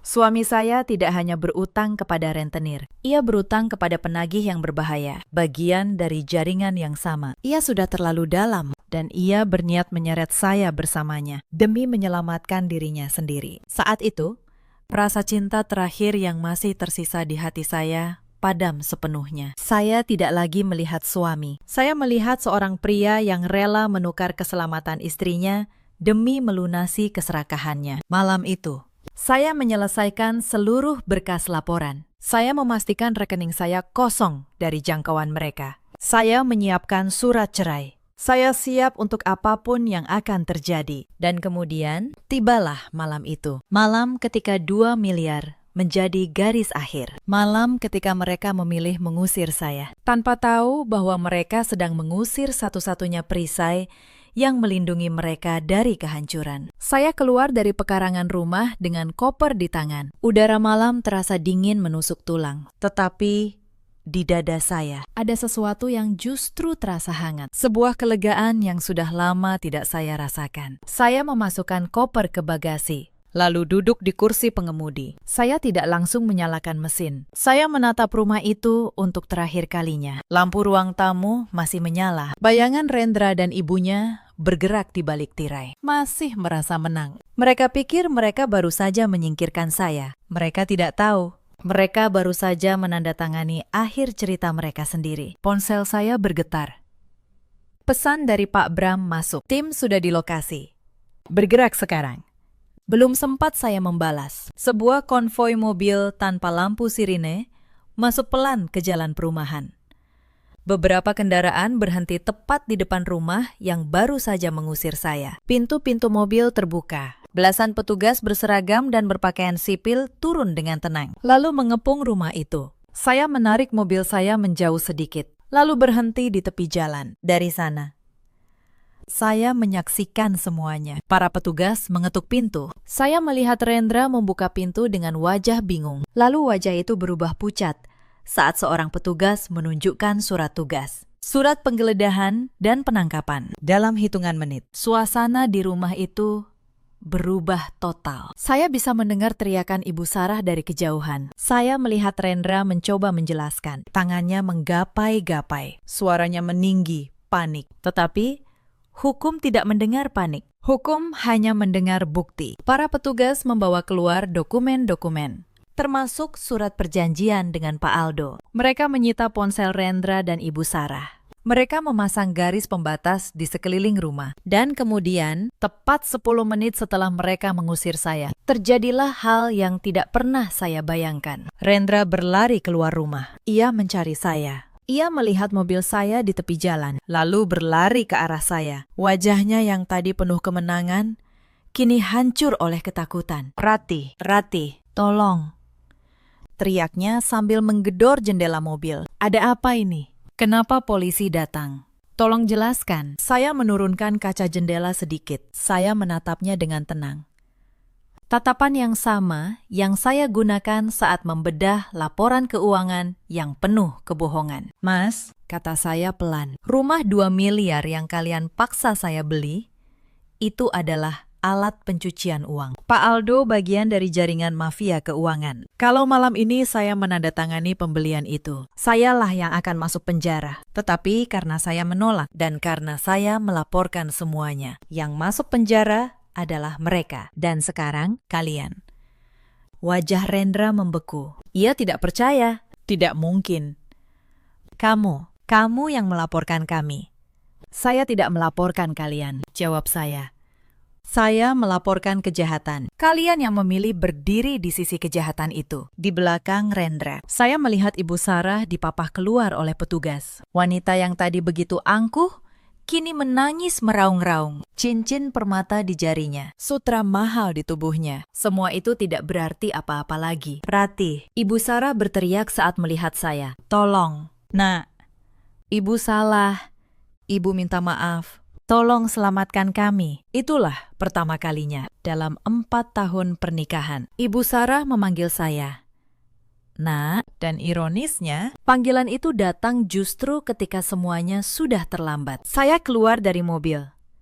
Saya berjalan mendekat, tetapi tidak terlalu dekat. Saya menatap 2 orang yang malam tadi mengusir saya. Di sekitar kami, lampu-lampu rumah tetangga mulai menyala satu persatu. Para tetangga keluar, berdiri di balik pagar, menyaksikan kejadian yang tidak pernah mereka bayangkan. Beberapa kerabat Ibu Sarah yang kebetulan menginap malam itu juga keluar dengan wajah pucat dan bingung. Mereka, orang-orang yang dulu bertepuk tangan mendengar kabar rumah 2 miliar, kini menyaksikan kebanggaan itu runtuh di depan mata mereka sendiri. Salah seorang kerabat, seorang bibi yang dulu paling lantang memuji rencana itu, menatap saya dengan mulut terbuka. Saya tahu apa yang ada di pikirannya. Ia baru menyadari bahwa menantu yang selama ini mereka hina, ternyata satu-satunya orang yang berpikir jernih. Bu, kata saya, selama 4 tahun, saya memberi ibu segalanya. Uang saya,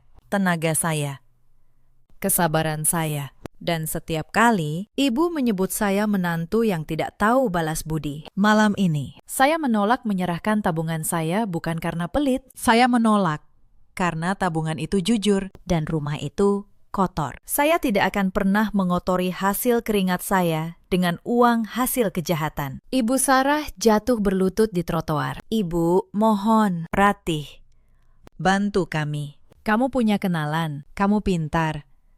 Selamatkan anak ibu. Saya menggeleng pelan. Saya analis risiko, Bu.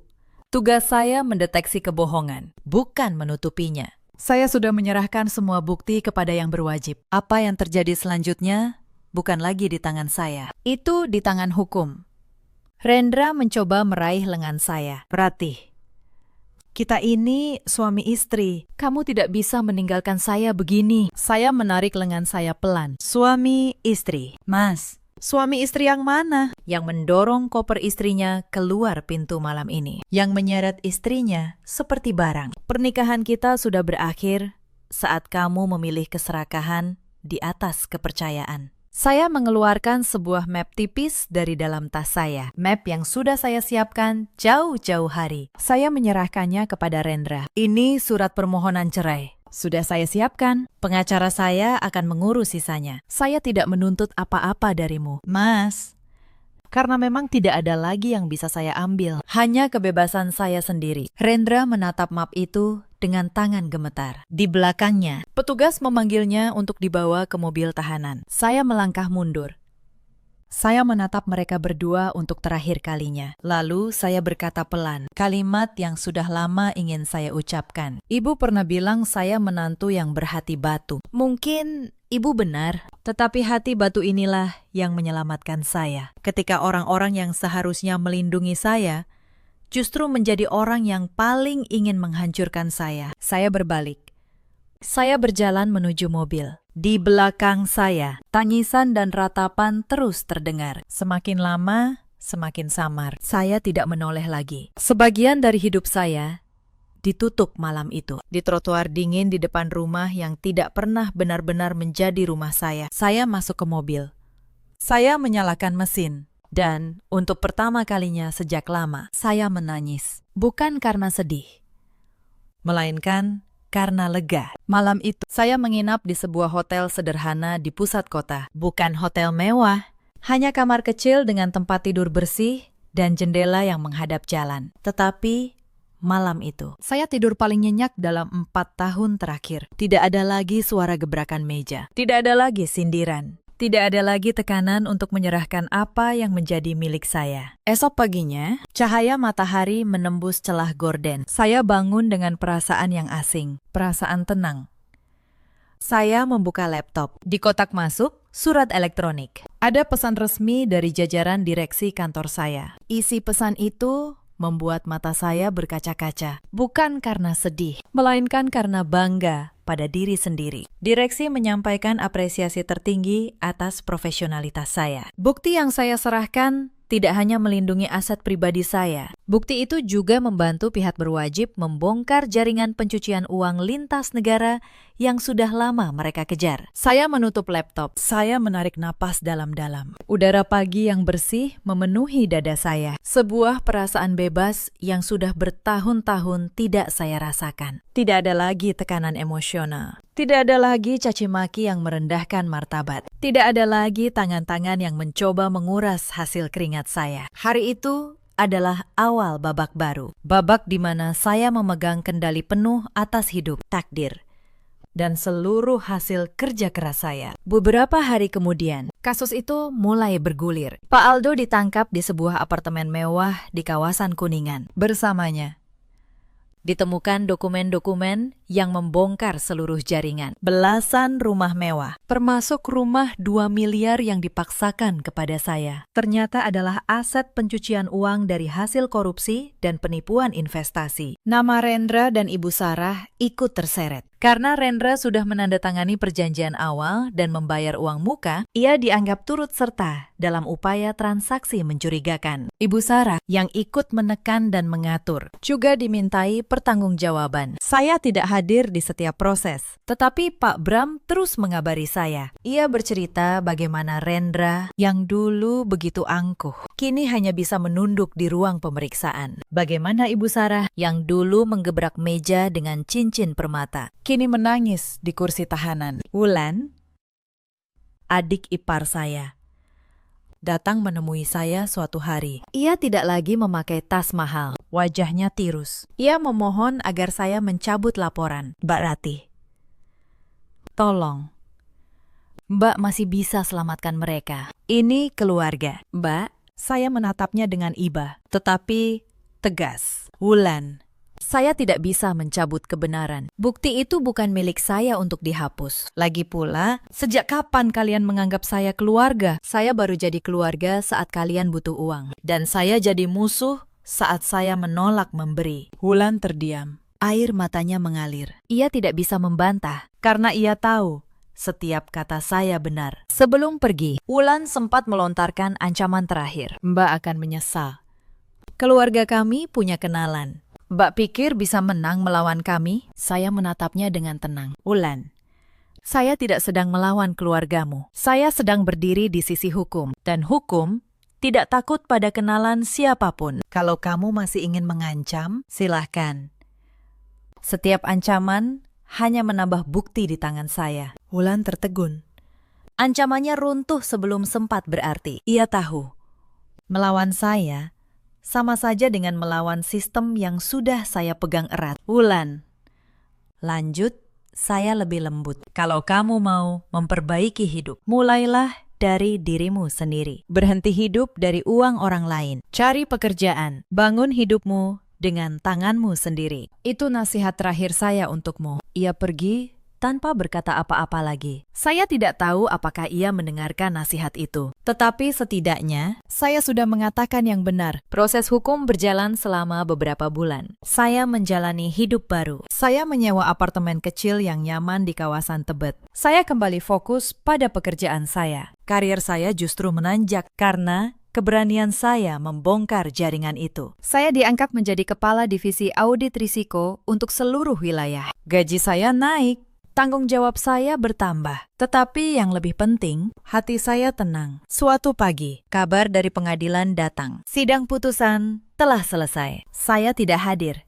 Tetapi Pak Bram mengirimkan pesan panjang kepada saya. Pak Aldo dan para gembong jaringan dijatuhi hukuman penjara yang berat, beserta penyitaan seluruh aset. Rendra, karena keterlibatannya dalam transaksi dan utangnya kepada rentenir yang juga bagian dari jaringan, dijatuhi hukuman penjara. Ibu Sarah, mengingat usianya, mendapat hukuman yang lebih ringan, tetapi tetap harus mempertanggungjawabkan perbuatannya. Yang paling menyedihkan, seluruh aset mereka dibekukan. Rumah yang dulu kami tinggali, yang sebagian besar dibeli dengan uang saya, ikut terseret karena tercampur dalam penyelidikan. Mereka kehilangan tempat tinggal. Status sosial yang selama ini mereka banggakan di depan kerabat lenyap dalam semalam, digantikan oleh predikat sebagai pelaku pelanggaran hukum. Pak Bram menulis di akhir pesannya, "Ratih, kamu sudah melakukan hal yang benar. Banyak orang akan tergoda untuk diam demi rumah tangga, tetapi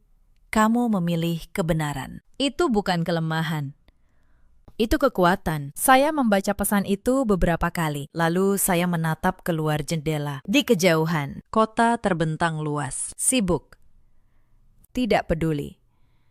Saya memikirkan Rendra di balik jeruji. Saya memikirkan Ibu Sarah di kursi tuanya yang penuh penyesalan. Dan untuk pertama kalinya, saya tidak merasa marah. Saya hanya merasa kasihan. Karena pada akhirnya, mereka kalah bukan oleh saya.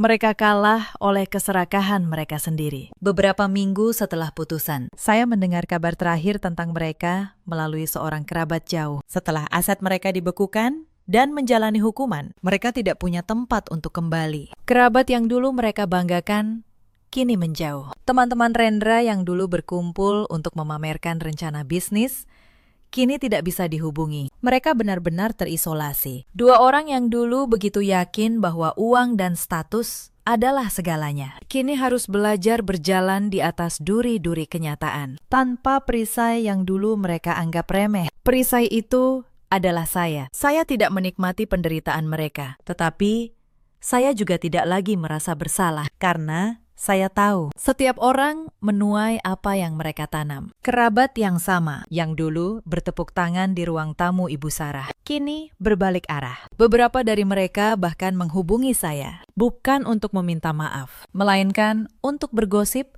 dan mencari tahu apa yang sebenarnya terjadi. Saya tidak melayani mereka. Saya sudah belajar membedakan mana orang yang datang karena peduli dan mana yang datang karena penasaran. Hidup terlalu berharga untuk dihabiskan bersama orang-orang yang hanya hadir saat kita jatuh, demi memastikan kita memang benar-benar jatuh. Setahun berlalu sejak malam pengusiran itu. Hidup saya berubah, perlahan tetapi pasti, menjadi sesuatu yang utuh. Apartemen kecil saya di Tebet kini terasa lebih seperti rumah dibanding rumah 2 lantai yang dulu saya tinggali. Bukan karena ukurannya, melainkan karena di sini tidak ada yang menatap saya dengan kebencian. Tidak ada yang menganggap keberadaan saya sebagai kewajiban untuk membayar. Saya mengubah banyak hal dalam hidup saya. Saya mulai berolahraga pagi. Saya kembali membaca buku-buku yang dulu tidak sempat saya sentuh. Saya bahkan mulai melukis lagi. Hobi yang sudah lama saya tinggalkan sejak menikah. Setiap akhir pekan, saya memasak sendiri di dapur kecil saya. Ikan goreng, sayur asem, sambal terasi. Masakan sederhana kampung halaman yang dulu tidak pernah dihargai di meja makan Ibu Sarah. Saya mengundang orang tua saya dari kampung untuk tinggal beberapa minggu bersama saya. Ayah saya, guru honorer yang sudah pensiun, dan ibu saya, penjual kue yang tangannya selalu wangi adonan. Mereka datang dengan wajah penuh kekhawatiran karena sudah mendengar tentang perceraian saya. Tetapi saat mereka melihat saya, melihat ketenangan di wajah saya, kekhawatiran itu mencair. "Nak," kata ibu saya sambil menggenggam tangan saya, "Ibu sempat sedih waktu dengar kamu bercerai. Tapi melihat kamu sekarang, ibu malah lega. Kamu kelihatan hidup lagi." Saya tersenyum. "Iya, Bu. Sekarang Ratih baru benar-benar hidup." Malam itu, kami makan bersama di meja kecil. Ayah saya bercerita tentang kampung. Ibu saya tertawa mengenang masa kecil saya. Tidak ada gebrakan meja. Tidak ada tuntutan. Hanya kehangatan sederhana yang selama ini saya rindukan. Di kantor, karier saya terus menanjak. Kisah keberanian saya membongkar jaringan pencucian uang menjadi bahan pelatihan bagi analis-analis muda. Saya sering diminta berbagi pengalaman. Setiap kali, saya menyampaikan satu pesan yang sama. Angka tidak pernah berbohong. Dan keberanian untuk berkata tidak adalah bentuk integritas tertinggi. Suatu hari, seorang analis muda bertanya kepada saya, "Bu Ratih, apa Ibu tidak takut waktu melawan keluarga sendiri demi melaporkan kejahatan itu?" Saya menjawab, "Takut. Tentu saja, tetapi saya lebih takut kehilangan diri saya sendiri. Kalau saat itu saya menyerah dan menandatangani, saya mungkin masih punya rumah dan suami, tetapi saya akan kehilangan harga diri saya, dan harga diri sekali hilang tidak bisa dibeli kembali dengan uang berapapun." Analis muda itu mengangguk pelan, mencatat kata-kata saya tentang Rendra. Saya mendengar kabar terakhir bahwa ia menjalani hukumannya dengan berat. Tidak ada lagi teman yang menjenguk. Tidak ada lagi ambisi yang tersisa. Tentang Ibu Sarah. Beliau menghabiskan hari tuanya dalam penyesalan. Dirawat oleh dinas sosial karena tidak ada lagi keluarga yang bersedia menampungnya. Wulan, kabarnya, akhirnya mulai bekerja sebagai pegawai toko. Belajar hidup dari hasil keringatnya sendiri. Saya tidak lagi membenci mereka. Kebencian hanya akan mengikat saya pada masa lalu. Saya memilih melepaskan. Dan dengan melepaskan, saya menemukan kebebasan yang sesungguhnya. Cerita ini mengajarkan satu hal yang sangat berharga. Jangan pernah mengukur nilai seseorang dari seberapa banyak uang yang bisa diberikannya. Dan jangan pernah mengorbankan prinsip serta harga diri hanya demi mempertahankan hubungan dengan orang-orang yang tidak pernah benar-benar menghargai kita. Ada banyak perempuan di luar sana yang berada di posisi saya dulu. Perempuan yang bekerja keras. Lalu hasil keringatnya dianggap milik bersama oleh keluarga yang hanya memanfaatkan. Perempuan yang setiap penolakannya dibalas dengan tuduhan tidak tahu balas budi. Jika kalian salah satunya, ketahuilah, menjaga apa yang menjadi hak kalian bukanlah kejahatan. Itu adalah bentuk menghargai diri sendiri. Ada juga banyak suami seperti Rendra di luar sana. Suami yang lebih memilih mendengarkan ambisi ibunya daripada melindungi istrinya. Suami yang menukar kepercayaan dengan keserakahan. Kepada mereka, ingatlah, istri bukan mesin pencetak uang, dan rumah tangga dibangun di atas saling percaya, bukan saling memeras. Ada pula para ibu mertua seperti Ibu Sarah, ibu yang takut kehilangan kendali atas anaknya, lalu menjadikan menantu sebagai musuh. Padahal, menantu yang baik adalah anugerah, bukan ancaman. Pada akhirnya, Rendra dan Ibu Sarah kehilangan segalanya. Bukan karena dikutuk, melainkan karena pilihan mereka sendiri. Sementara saya, yang dulu diusir di tengah malam dengan koper di tangan, kini berdiri tegak di atas kaki saya sendiri, dengan hati yang tenang dan masa depan yang cerah. Dalam hidup, kita selalu punya pilihan. Kita bisa memilih untuk diam demi sebuah kenyamanan palsu, atau berani berkata tidak demi mempertahankan jati diri. Saya memilih yang kedua, dan saya tidak pernah menyesalinya sedikit pun. Bagaimana dengan kalian? Pernahkah kalian berada dalam situasi di mana kalian harus memilih antara mempertahankan hubungan atau mempertahankan harga diri? Pernahkah kalian merasa dianggap sebagai sumber uang oleh orang-orang yang seharusnya mencintai kalian apa adanya? Ceritakan kisah kalian di kolom komentar. Saya ingin sekali membacanya, karena saya percaya setiap kisah yang dibagikan bisa menjadi kekuatan bagi orang lain yang sedang berjuang dalam diam. Terima kasih sudah menemani sampai akhir. Sampai jumpa di kisah berikutnya. Jaga diri kalian. Dan jangan pernah biarkan siapapun membuat kalian merasa bahwa harga diri kalian bisa dibeli. Karena pada akhirnya, harga diri adalah satu-satunya rumah yang tidak pernah bisa diusir oleh siapapun. Dan rumah itu selamanya hanya milik kita sendiri.